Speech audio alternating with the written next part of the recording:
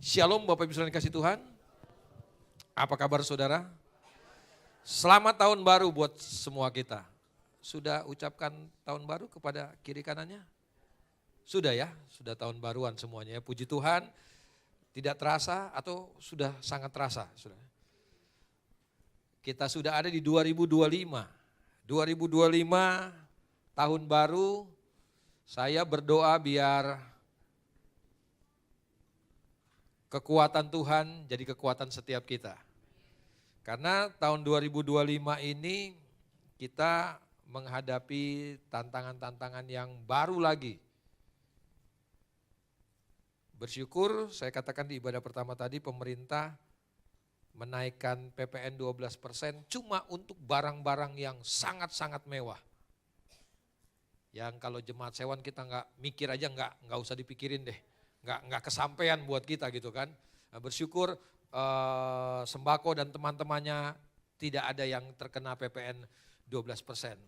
Tapi walaupun dia tidak kena PPN 12%, sekarang ini udah naik semuanya.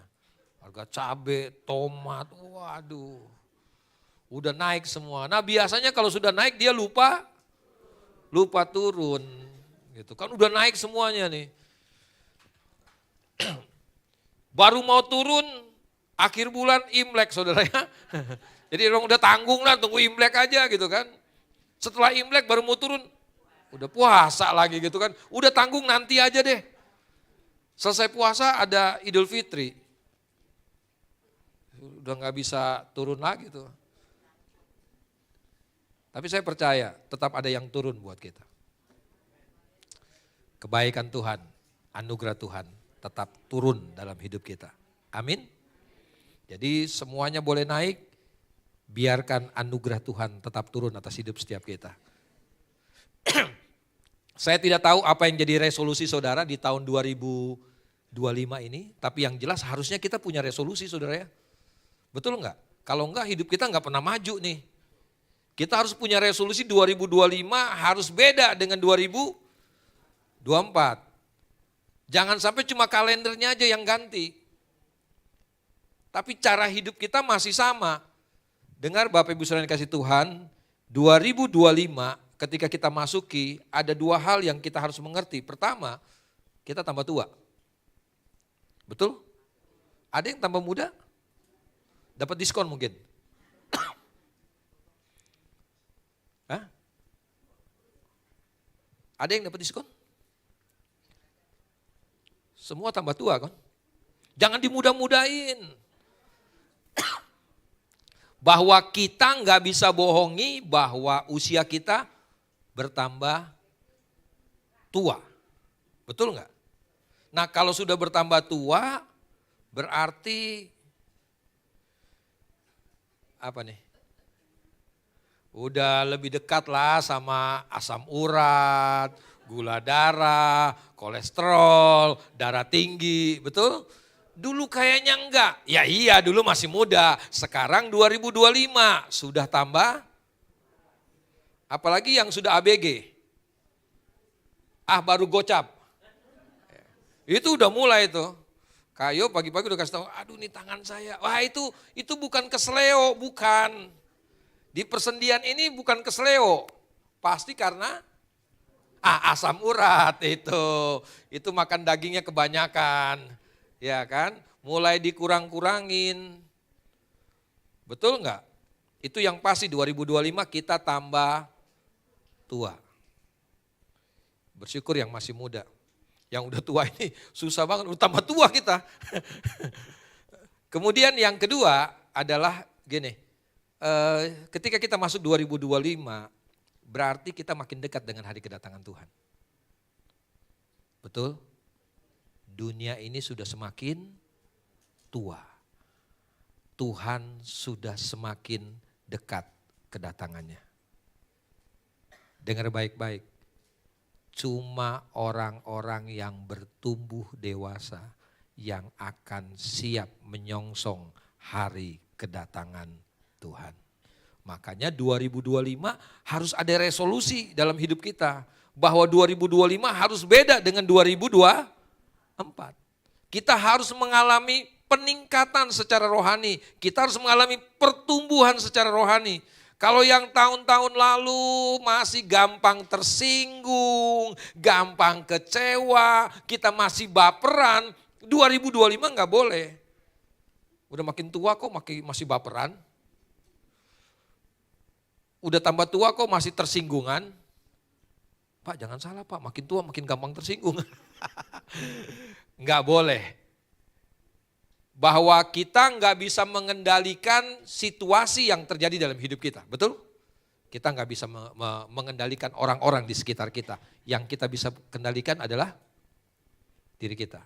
Makanya dengar baik-baik, jangan pernah izinkan diri kita untuk kecewa dengan orang lain.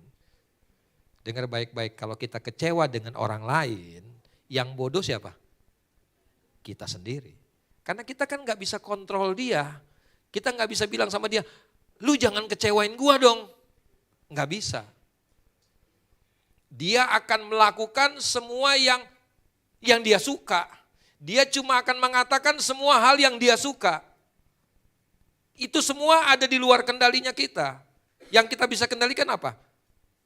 Responnya kita, reaksinya kita. Kalau orang begini ngomong begitu, ya kita kan yang pilih. Mau kecewa, mau marah atau enggak. Kita harus lebih baik 2025 ini. Amin. Nah ada satu bagian firman Tuhan yang saya mau ajak untuk kita renungkan pagi hari ini dari Mazmur pasal 23. Saya berharap Mazmur ini jadi pegangan setiap kita memasuki tahun yang baru. Ini Mazmur yang sudah tidak asing lagi buat kita. Mazmur 23 kita akan membaca ayat pertama sampai dengan ayat yang ke-6.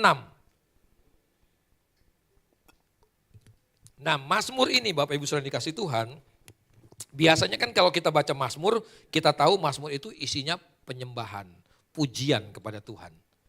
Pengagungan kepada Tuhan.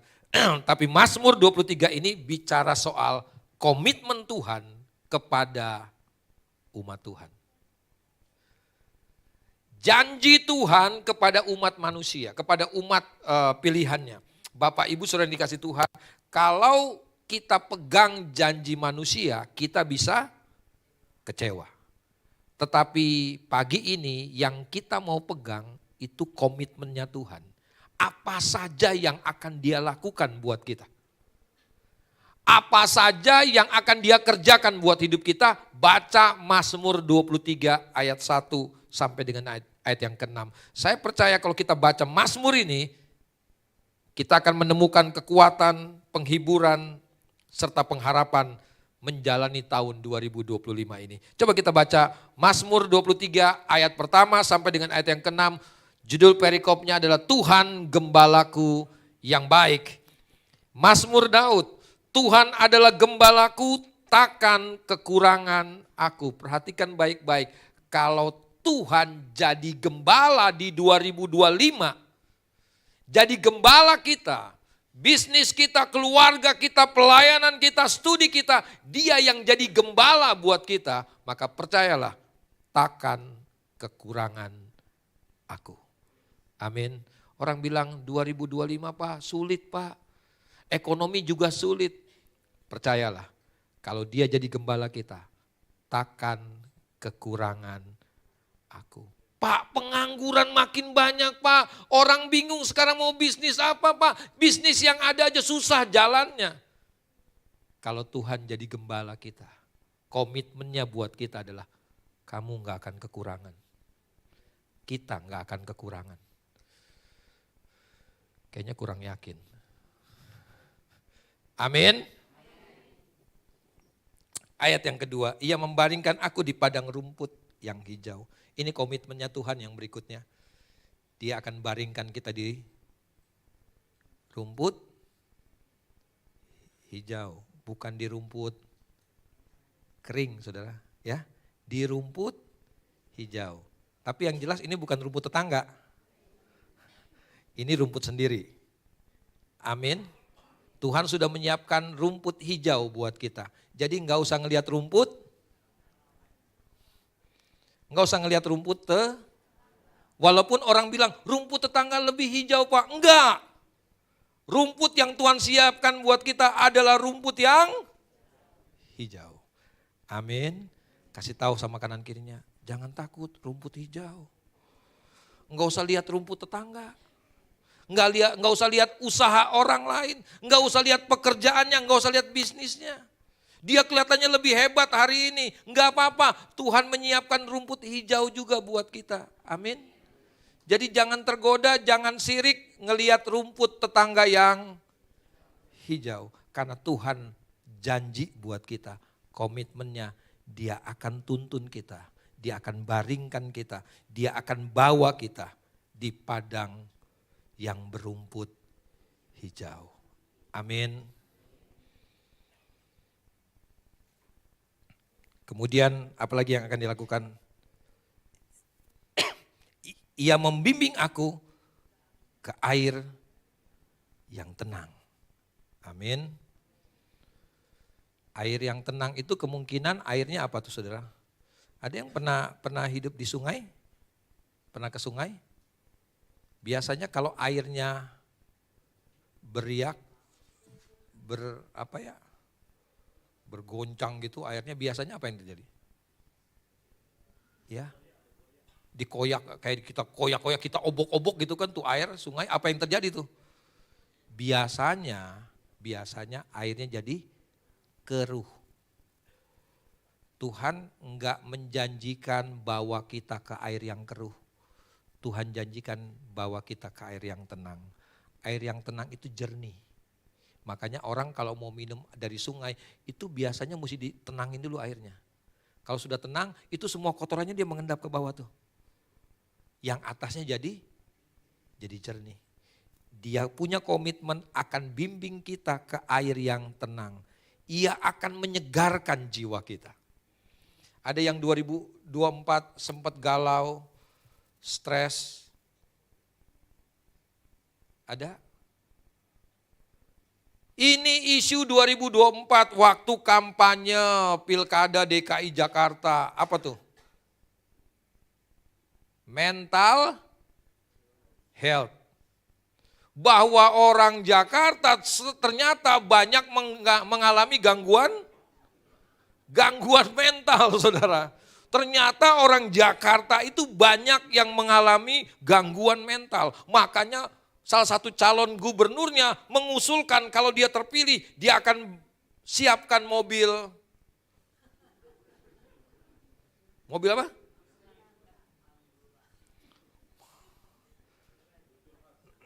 Mobil curhat katanya. Supaya orang gak usah jauh-jauh. Firman Tuhan katakan, Tuhan kalau dia jadi gembala buat kita, komitmennya dia akan menyegarkan hidup kita. Pak, sekarang ini susah Pak, dia akan segarkan kita.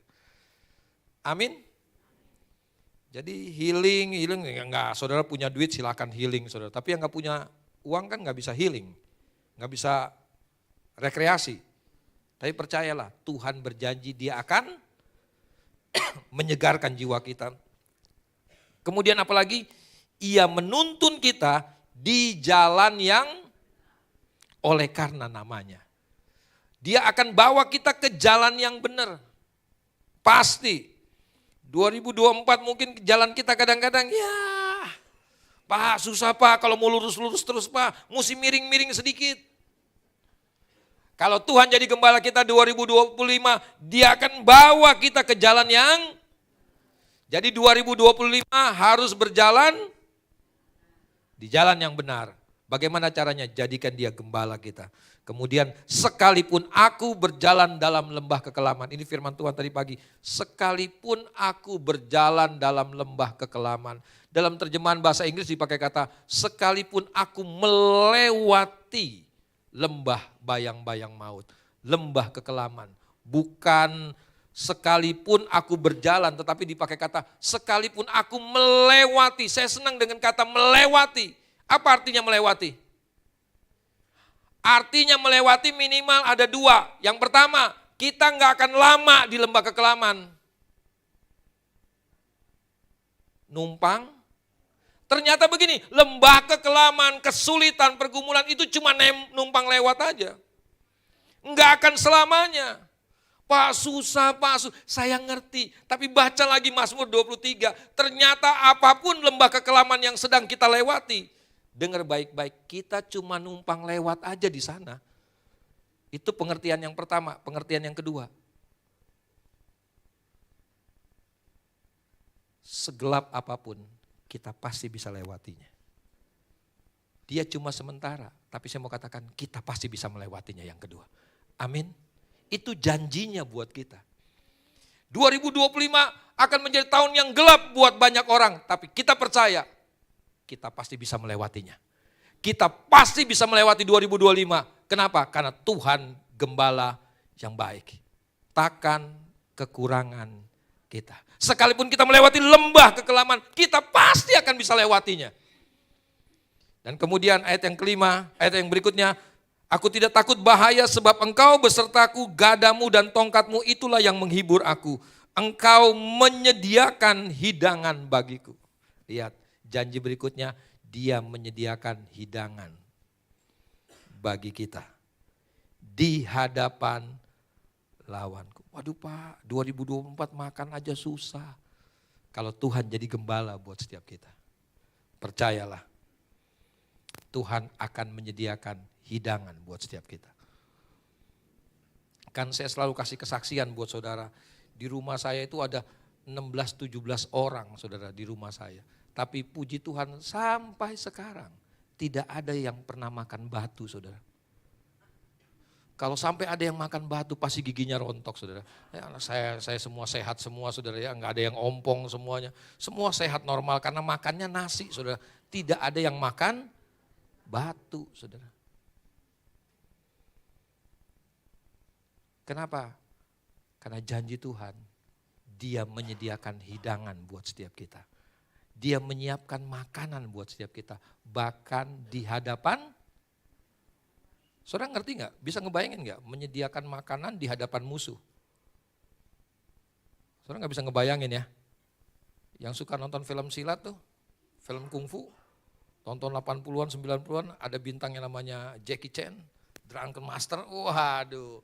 Itu kalau dia lagi berhadapan sama lawan-lawannya, dia suka ngeledek lawannya kan, sambil makan, sambil minum, ya kan, di hadapan lawannya udah panik, dianya sambil minum, saudara. Wah, dia sambil makan, saudara. Nah itu yang, saudara bisa bayangin itu yang namanya firman Tuhan bilang, dia menyediakan hidangan di hadapan, lawannya mau ambil makanannya, diambil duluan saudara sama dia. Kita nggak akan kekurangan satupun yang baik kata firman Tuhan. Amin.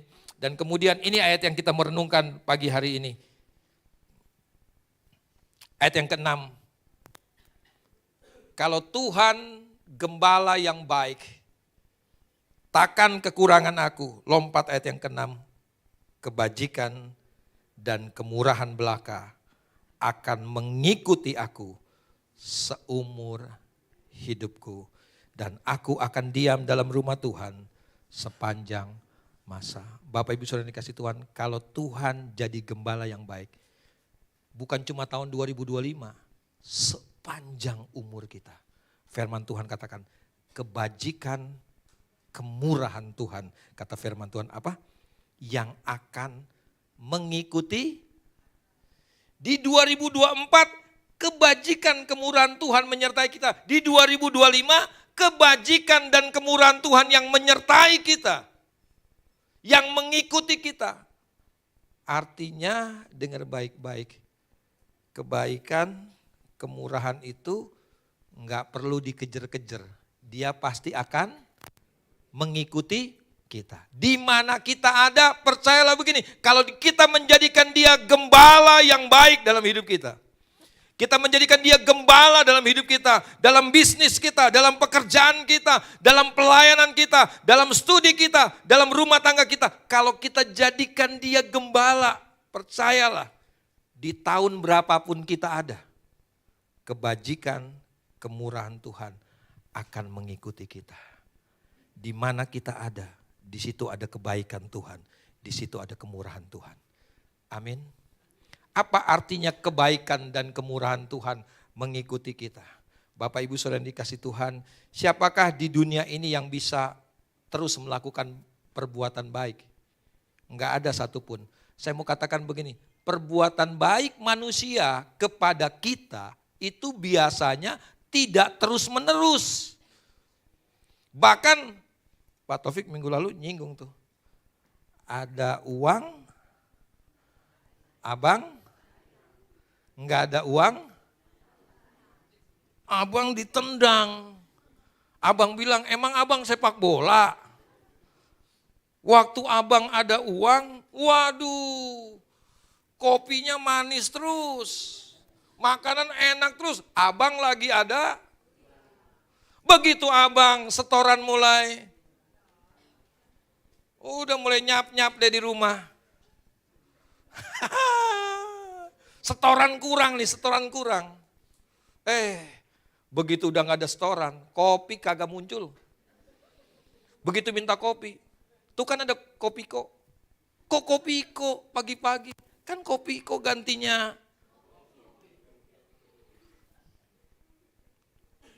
Saya mau katakan begini, kebaikan manusia itu cuma sesaat. Atau kadang-kadang kebaikan manusia kadang-kadang karena ada udang di balik. Kebaikan kita, kebaikan manusia itu cuma sesaat. Tapi dengar baik-baik, kebaikan Tuhan itu everlasting, seumur hidup kita. Bersyukur yang sudah menikah 30 tahun, istri masih baik-baik, suami masih baik-baik, puji Tuhan. Tapi ada yang baru 2 bulan juga udah gak baik-baik, saudara. Tapi firman Tuhan katakan gini, kalau kita menjadikan Tuhan gembala dalam rumah tangga kita, kebaikannya akan mengikuti kita. Akan ada terus dalam rumah tangga kita. Amin. Jadi kebaikan manusia itu sesaat, tetapi kebaikan Tuhan itu sepanjang umur kita, kata firman-Nya. Sepanjang umur kita Dia akan memberikan kita kebaikan, kebaikan, kebaikan. Gimana Pak kalau keadaannya gak baik?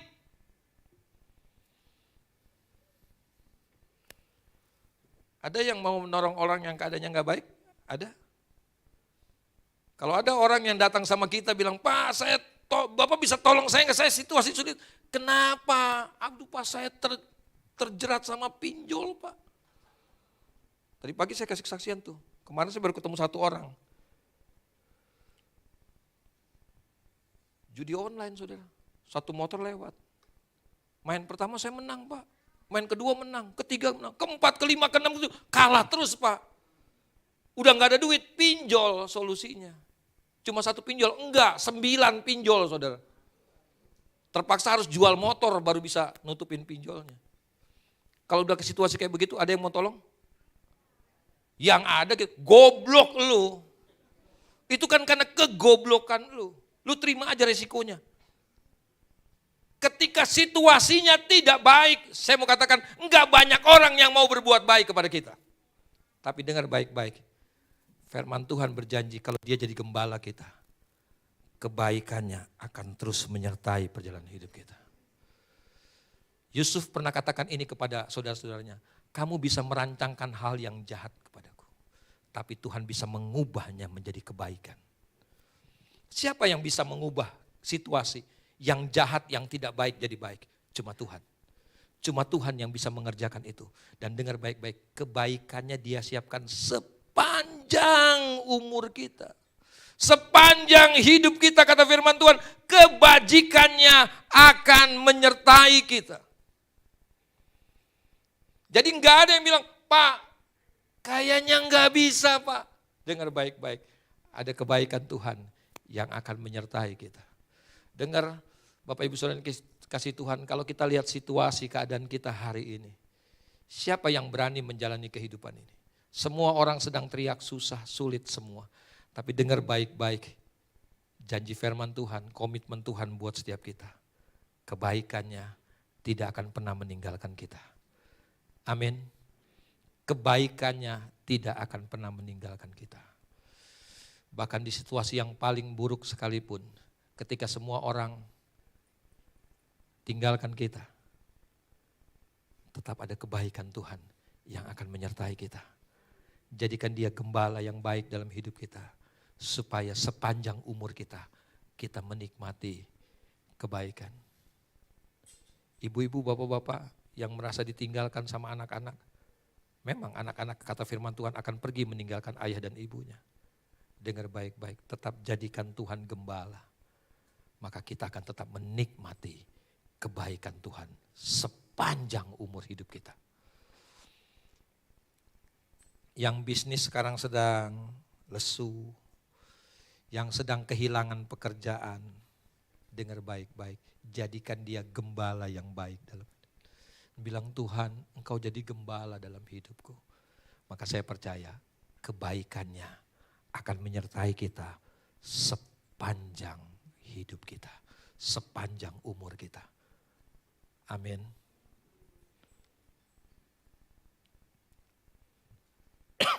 Dan yang kedua, apa kata firman Tuhan? Bukan cuma kebaikannya menyertai kita. Bukan cuma kebaikannya mengikuti kita, tetapi kemurahannya juga mengikuti kita. Apa bedanya kebaikan dan kemurahan nih? Kayaknya sama aja. Ada yang tahu kebaikan dan kemurahan bedanya di mana? Di tulisannya, saudara. Yang satu kebaikan, yang satu bukan, yang satu kemahalan, satu kemurahan ya. Enggak, ini kebaikan dan kemurahan. Apa bedanya kebaikan dan kemurahan? Kalau saya mau mendefinisikannya secara bebas menurut asumsi saya, bedanya kebaikan dan kemurahan Tuhan adalah yang pertama, kebaikan itu adalah begini, sesuatu yang sebenarnya kita nggak bisa terima, tetapi kita terima juga. Itu karena kebaikannya Tuhan. Kita harusnya nggak pantas terima. Tetapi kita terima juga. Itu namanya apa? Kebaikan. Saudara sudah merasakan itu dalam hidup saudara? Saudara nggak pantas terima, tapi saudara terima juga.